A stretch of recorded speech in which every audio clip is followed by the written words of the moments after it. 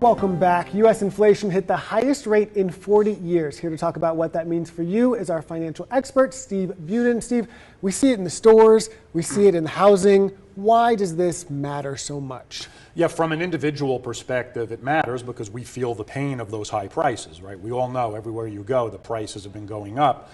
And secondly, historically, when inflation goes up, it puts societies at risk. When people have trouble buying food and paying for shelter, there are some really negative consequences to that. So it's important to get a hold on this sooner than later.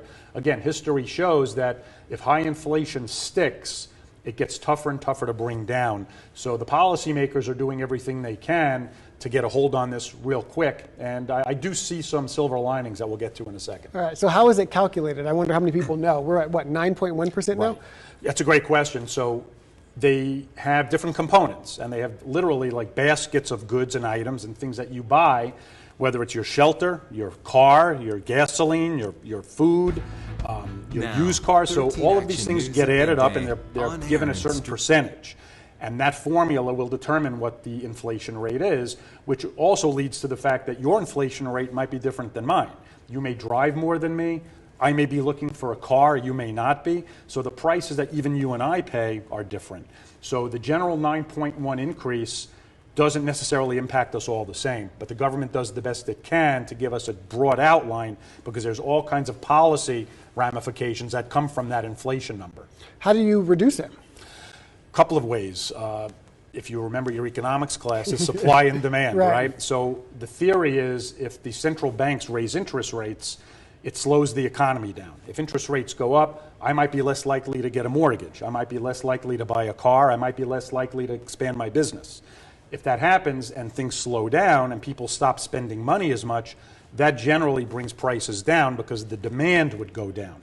And as far as the silver lining goes, that's what you're beginning to see. Gas prices have been coming down, right? At least 10, 20 cents in the last couple of weeks.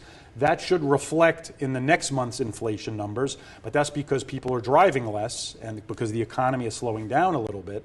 And the used car prices we're beginning to see turn over a little bit. So a lot of those inflation calculated numbers are beginning to level off and even decrease.